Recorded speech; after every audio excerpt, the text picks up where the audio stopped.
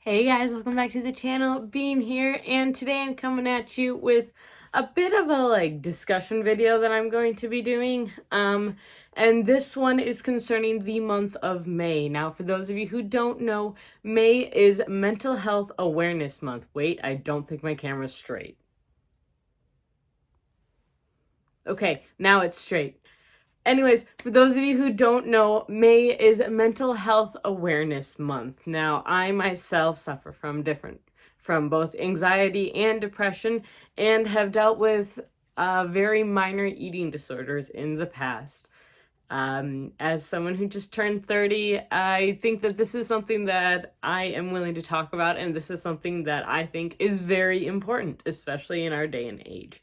And so I kind of wanted to come in here and talk a little bit to you guys about it, but in the way of books. So don't worry, there are books in here. The first thing I'm going to talk about, though, are some nonfiction books. Well, actually, the first thing I'm going to say is if you are struggling with mental health, get help. There's nothing wrong with it.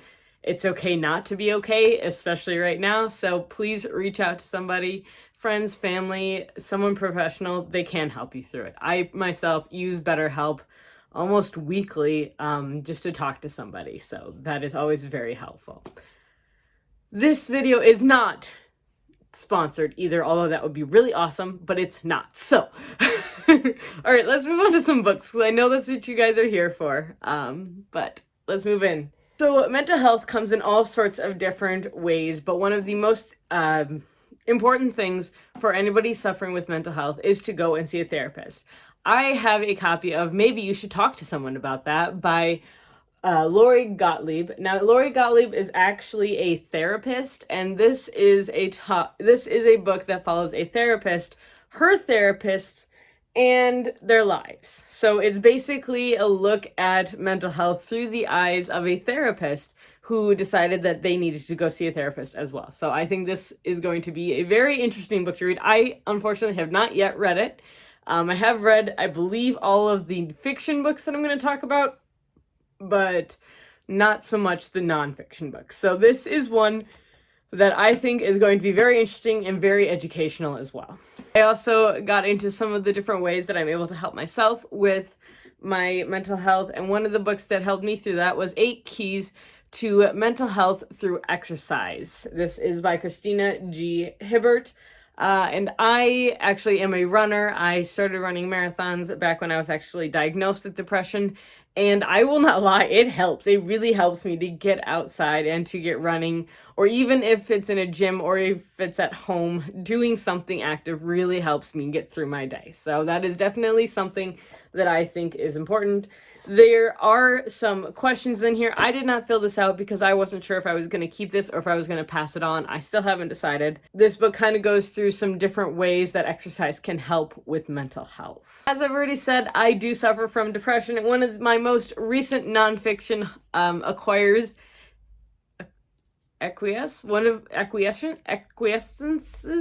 the books that I have most recently acquired about mental health is The Hilarious World of Depression by John Moe. And this is actually in reference to a podcast, and I believe the podcast is the Hilarious World of Depression. I don't know for sure though, because I actually haven't listened to it, but seeing this, I think I will have to, because I also love listening to podcasts.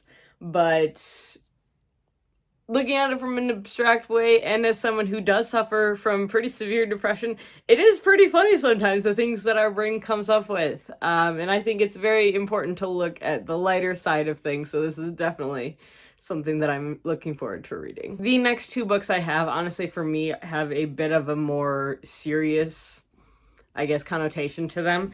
And that first one is Elena Vanishing, a memoir by Elena and Claire B. Dunkel. So this is about a girl named Elena who suffers with both anxiety as well as anorexia nervosa. So it's a memoir that her and her mother put together after the fact, depicting her struggle. And I think that these are, one, the most powerful books you can read about mental health, but 2, some of the most difficult ones to read as well. So I'll let you know how this one is. I've heard amazing things, and I've heard that this is really a book that makes you think about eating disorders. So I am a firm believer that eating disorders are part of mental health, are a thing, because it is an imbalance of hormones in your brain that's causing you to believe this. And maybe it's also because of societal pressures. Yes, I'm not going to deny that for 1 second, but I do believe that eating disorders in general are attributed to mental health, especially since they usually come hand in hand with either depression or anxiety or some form of OCD as well. And the other book that I got personally for myself, because my eating disorder had more to do with binge eating than anything else. And so I got Crave, Why You Binge Eat and How to Stop by Cynthia M. Bulick, who's a PhD, the director of the University of North Carolina Eating Disorders Program. So I think this is very interesting. And it is a very interesting look into the scientific reasons as to why you will binge eat and why that is a thing that people do.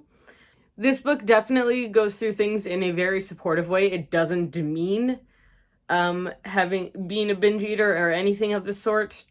It goes through it in a very sensitive way, and I think that that is a very important thing to do when it comes to this. All right, that's my small little collection of nonfiction books concerning mental health. I know there are so many more out there, and I highly recommend you guys go out and look for them.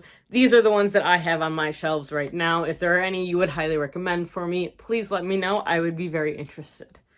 But now I'm going to jump into my huge pile that's ridiculously tall of some of my fiction books that deal with different mental health issues. The first one I am going to talk about, I am going to touch, since I was just talking about this one, I am going to jump right into an eating disorder book. So I really should have added a trigger warning to this video in general, because I am going to be talking about mental health, and that is a thing that I will talk about very openly from my own experience, because I think that's the best way to go about it. If you don't agree, then don't watch this. I will not be hurt by that. But please just don't be mean in the comments.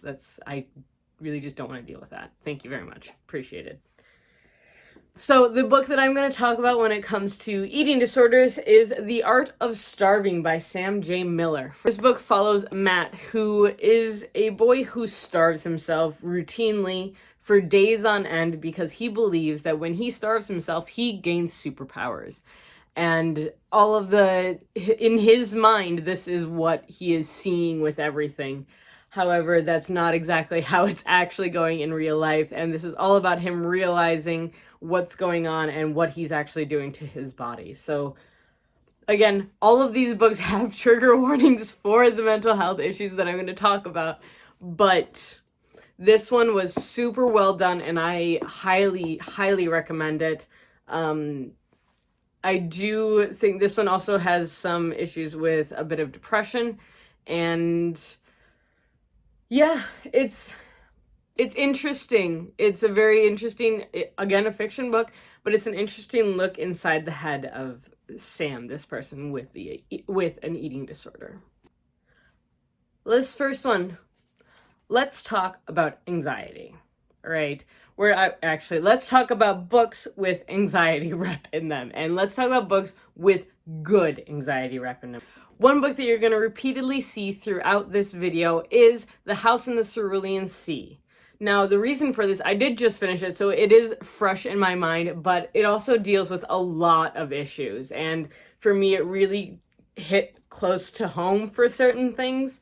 Not for the mental health aspect as much, but there is definitely anxiety rep in here. We definitely have social anxiety. One of the children in this book has a severe social anxiety. Sal, for those of you who have read this, he's severely socially anxious, and it takes a lot in order for him to accept the help of anybody or for anyone to gain his trust. It is a big deal, and it's portrayed as that, and I think it is handled amazingly well. Our main character, Linus, does such a great job at how he approaches these children and how he approaches, especially for this example, especially Sal, and how he approaches Sal's need for that distance and Sal's need to not have him all over, like, I need to see this now. And just like, okay, at your own pace. If you want to, you can do it. No pressures, nothing like that. I think this book just does an amazing job at all of that. This book, sorry, I'm like holding it down here, you can't see it. This book just does such an amazing job at all of that. I can't get over it. I really just can't. The next book that I'm going to talk about is one that I actually don't own, but it is one that Callie recommended I put in this video, and that is the Shatter Me series by Tahara Mafi.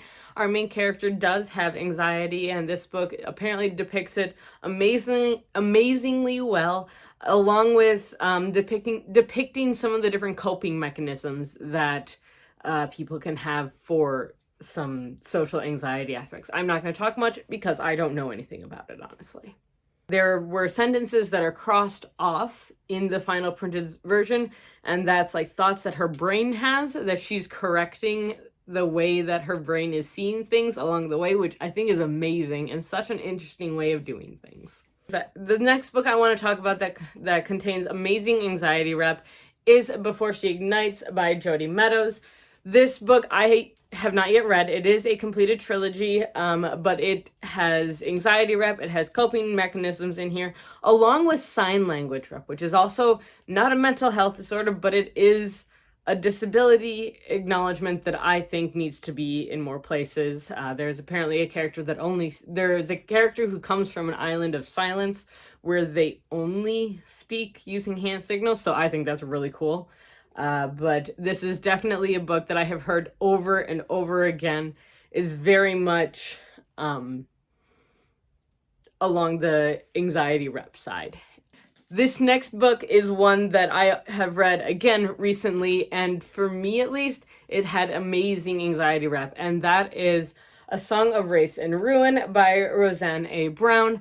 This book follows two main characters, and one of our characters, Malik, has severe anxiety, and in this book, since I have read it, I can say that it depicts him having anxiety attacks along with how people react to it and the different ways that people can react to it, which I think is a very important thing to look at, because not everybody reacts well to an anxiety attack or a depressive episode. It is something that people learn how to react to, but when you're initially faced with one, no one really seems to know how to react, which is fine. And I might do a video on some stuff, for me at least, on my other channel. If you're interested, let me know.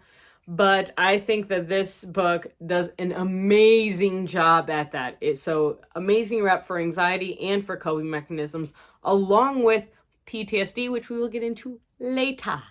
This next book I can't talk a lot about because I don't know a lot about, but Turtles All the Way Down by John Green is apparently a book that reps anxiety amazingly well. I have not read it. I have not decided if I'm going to read it or not because I have heard mixed things about it, simply because it's John Green, and I can never tell if people have mixed thoughts on it because it's John Green or if it because of the rep in it. So I'm not sure. But this is definitely a book that was advertised as having really, really good anxiety representation. So that's as much as I'm going to talk about this. If you have your own thoughts on it, please let us know down below. Would love to hear about it. And then a fun one that I wanted to talk about is Heartstopper, because believe it or not, we got a social anxiety person right here. One of our main characters, Charlie, really does have some pretty intense social anxiety at times. And this can be kind of seen as being just quiet and reserved, but he really just isn't a fan of being in crowds, and that's completely understandable. He does get put into situations he's not fully comfortable with, and I think it's handled quite well, honestly. I think this is one of not quite so severe anxiety, but there's definitely some social anxiety going on there. So also, just read this series. It's adorable. Let's be honest here, guys. The next topic I want to touch on very briefly, because I don't have a lot of experience with it, is OCD. And the first book I want to talk about, of course, is Shatter Me. Again, the Shatter Me series has OCD rep that apparently is absolutely amazing. I know a little less about the OCD rep in this book, but I have heard that it is absolutely amazing and that it is a reason that everyone should read this book. Not to mention, I did forget, but Before She Ignites also has really great OCD rep, according to Callie, again, who absolutely loved this trilogy. So I'm going to believe her on that. We didn't really talk much more about it because neither of us have OCD, but I did hear that this has some pretty awesome rep as far as that goes. Moving on to a book that just basically deals with depression, not just, but deals mainly with depression. We got The Invisible Life of Addie LaRue by V.E. Schwab. Slight spoiler. If you don't want a spoiler for this book, skip ahead until my hand is down. Okay, they're gone? Henry! You cannot tell me that Henry's not depressed. I mean, he meets basically the devil when he tries to kill himself. Guys, I mean, come on. This kid decides to jump off a roof and is saved, but at a cost. So we got some anxiety, we got some depression, we've got some severe depression going on here, we've got some suicidal thoughts going on here. This book is intense, so yes. Okay, you're back. Cool. Hi.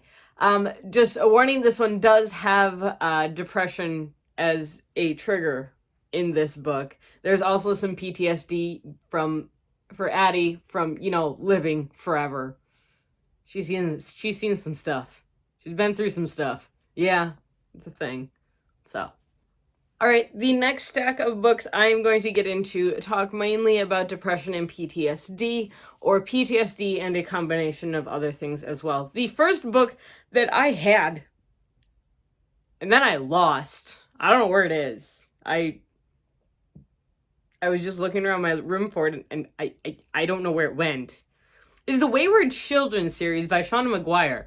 This book has a little bit of everything in it, let's be honest. Not just this book, but this series in general has a lot of PTSD in it, because most of these children are children that have come back from a world similar to like Narnia or Wonderland and have been unable to fully reacclimate themselves to this world. And so they've got PTSD from being stuck in some pretty awful places.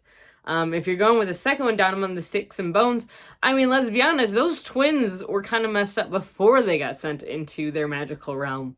But it didn't help at all. So this is a series that definitely has trigger warnings for a lot of things, but it's so well done. And Shauna McGuire is one of my favorite authors, in case you didn't know that. Where have you been? But I think these books are amazing when it comes to that kind of rep. So right there, I got it out. A little bit of everything in that one. The next book that I want to talk about that definitely has PTSD rep, has a little bit of social anxiety as well thrown in there, is actually Castaways of the Flying Dutchman by Brian Jacques. Now this is a book that I first read back in like 8th grade. This is an older book. But this one follows Neb and his dog Den, short for Denmark, who basically become immortal at the will of an angel after being innocents that were killed actually on the Flying Dutchman. And Neb and Den keep getting basically reincarnated in different situations that turns out they're needed in their particular skill set, their confidence, their aura. But the first few stories we go through with these two, Neb he's actually mute at first because he is so terrified of everything around him. He has been beaten to within an inch of his life. Bullies pushed him off a pier when he couldn't swim, and he basically drowned the first time he died. And then he was put onto a ship with an abusive captain who then drowned the entire crew by driving them. These two have just been through literal hell and back, and throughout the book, they have nightmares, PTSD-related nightmares about their time on the Flying Dutchman and all the horrible things that happened there and the people that have tried to kill them in the past. And it's very intense, but also a very uplifting book. This is one I would definitely recommend to just about everybody. especially a younger crowd. I think this is well done, and this is definitely a book that has inspired me many a times.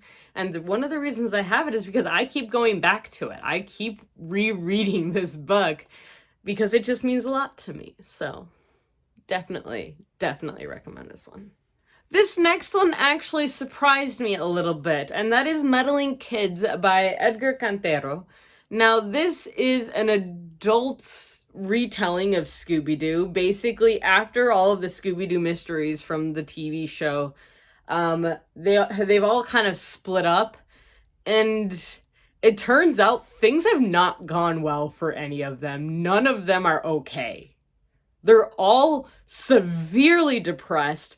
One of them has actually committed suicide, and they're seeing ghosts, and they're just kind of over it, and they're having nightmares every night. It's a very trippy book at times, but there is rep up the wazoo in this book. It really is, and I think that it's an interesting way of looking at it, because the mysteries that they solved, there were a lot of really messed up things that happened. And if you look at it from an adult point of view, I mean, these kids were jumping off roller coasters while they're moving to save themselves from a psycho that was trying to kill them. Scooby-Doo is one messed up show. I love it. It is my favorite cartoon. But it's kind of messed up at points. Let's be honest here. They've got, like, mummies chasing them, and them getting trapped in rooms that are gonna, like, explode and stuff, and things happen. Dude, it's intense now that I'm looking back on it. No wonder I'm messed up. The next book that I'm going to talk about is Hench by Natalie Zeno Walshcott. This book I read earlier this year, and I really enjoyed it. So this follows, what's her name? Anna. This follows Anna, who is a temp. She's a temp for hire, so she gets hired to work for a supervillain, as basically, like, his note taker, his secretary of sorts. And because you think someone's got to go get the henches, and yeah. And so she ends up getting dragged into this big plot where someone gets kidnapped, and one of the biggest and most famous superheroes comes to save the person who was kidnapped. In his wake, this superhero leaves people dead, and she's in a body cast for like a month. And it's so intriguing to look at it that way, but she definitely suffers from some PTSD after that. And her PTSD, though, takes an interesting form because she has her nightmares, but she also takes it and she uses it in order to create a new career for herself. And this new career basically means that she's going to take down all of the superheroes and reveal to the world the damage that they have caused. And so I think this was a very interesting book, very well done. It is bent, but I can't get it to not be bent anymore, and it's bothering the heck out of me. And this is the ARC copy, so this isn't even like a stress. But this is definitely interesting, and while the PTSD isn't nearly as prevalent and addressed as such, it's definitely there, and is definitely one of the leading causes of her fight to do what she sees now as the right thing. The first book I'll talk about is A Plague of Giants by Kevin Hearn. I have come to absolutely love Kevin Hearn's writing. He seems to be a very versatile author, writing everything from comedy to high fantasy. But this book follows basically a bard who is telling the story of an invasion into the land. So this land, it's a very fantastical, very high fantasy world. Everything from people with magic to kind of your D&D characters. You got bards, you got ogres, you got giants. And basically what's happened is that the bone giants from another land have come, their land was destroyed, and so they have come to invade this other land and have come to invade by force. Basically, they come in the dead of the night and they kill everyone they see. And the way that the bard does this is by taking on the image of a person and then telling their story. And so he uses, I don't know, it's got to be like 10 different people, the images of 10 different people who he is all whom he has gotten their stories from, directly from them in some shape or another, in some way, shape, or form. And he is telling exactly what they say happened. And so a lot of these people are dealing with PTSD, and not to mention the majority of the people in this story are soldiers. This is the aftermath. So everybody knows that this invasion has happened. Everyone in this town that he finds himself in are all refugees from this giant invasion, literally an invasion of giants. And it's super intense, and there's a lot of different aspects going on in this book. It is very, very intense, very, very detailed, and very dark as well. There's a lot of PTSD in this. A lot of people are dying. A lot of families are being killed. And a lot of people are seeing their families being killed. And so it's very intense, very triggering at points, but so beautiful and so well done. So you'll hear more about this one in my wrap up. And then one book that I couldn't leave out when talking about PTSD is The Book Thief by Markus Zusak. I mean, World War II. The majority of this book does talk about Liesl, but it is told from the point of view of Death.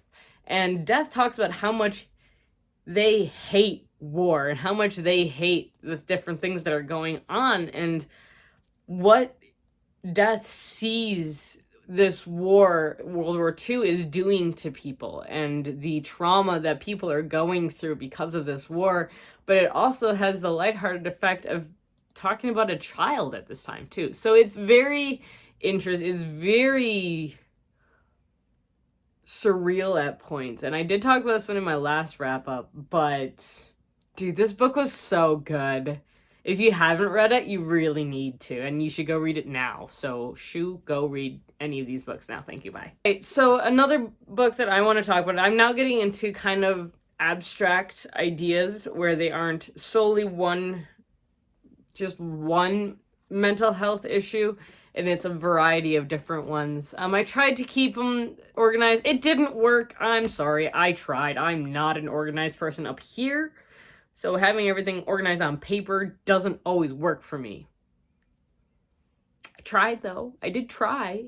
All right, but the next book that I really want to talk about is, I want to talk about 1,000 Perfect Notes by C.G. Drews. Now, if you don't know who C.G. Drew is, she is Paper Fury she actually has her own website, paperfury.com, and she's also Paper Fury on Instagram. She has a gorgeous bookstagram you should definitely check out. And she's written, I believe, 2 books now. It's 1,000 Perfect Notes, and then the other one is The Boy Who Steals Houses. So this is an OCD and social anxiety rep book, and also I believe there is autistic representation in this book as well. But she talks about her books all the time, and I absolutely love them. She has a beautiful, very interesting, unique way of writing books in the best way possible. I mean that in a very good way.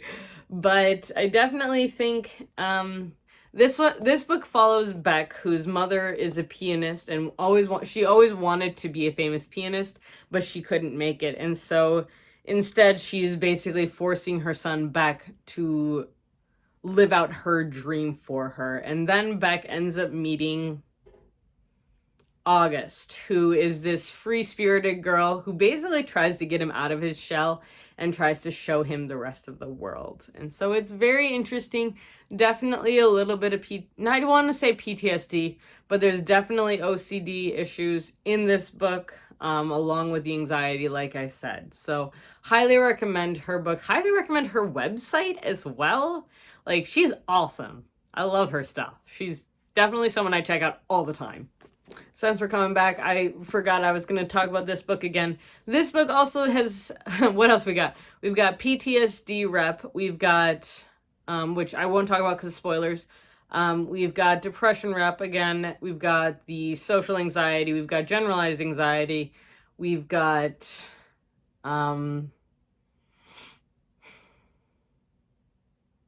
we also have like abuse in this book as well. Abuse representation for past abuse and such. So this book just has a little bit of everything in it, and it's just gorgeous, and everyone should just go read it now. Okay, good talk, bye. Last book that I want to talk about is The Gilded Wolves by Roshani Chokshi. Although, as this series continues, there's going to be more and more PTSD going on in this book, I can tell you right now.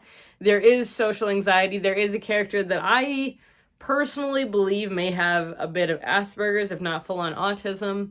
And she is portrayed in an amazing, adorable way. But there's definitely some PTSD going on in this book as well, along with some social anxiety for characters who just don't like people bad. I agree sometimes. People bad. I don't like people all the time. But this is an easy read, a very, very good read. I have the sequel. It's right there. It's right there. It's right there. And it's definitely one I would recommend everybody read. Go read it now. It fits perfectly with my mug. Okay, cool. So this was what I kind of wanted to talk about today. I don't know if I did a good job with it or not. You'll have to let me know down below in the comments. Like I've said before, I'm very open about my experiences with mental health. I know not everybody is, and that's perfectly fine. You do you, dude. There's no judgment here on anything of that sort. So I hope you enjoyed this video. If you have any questions or anything, please let us know down below in the comments. We post videos every Tuesday, Thursday, and Sunday. If you enjoyed this video, please give it a thumbs up and hit that subscribe video. And if you want to be reminded when we post videos, hit the little bell icon down below. So until next time, guys, know that we love you. Stay safe, stay healthy, and we'll see you next time. Bye! Oh, and keep reading. Reading's important. Read these books. Okay, I'm gonna leave now because I've been filming for like 45 minutes. I'm tired. And then a book that went around both... Why are you falling on me? Don't do that. I got attacked. I was attacked.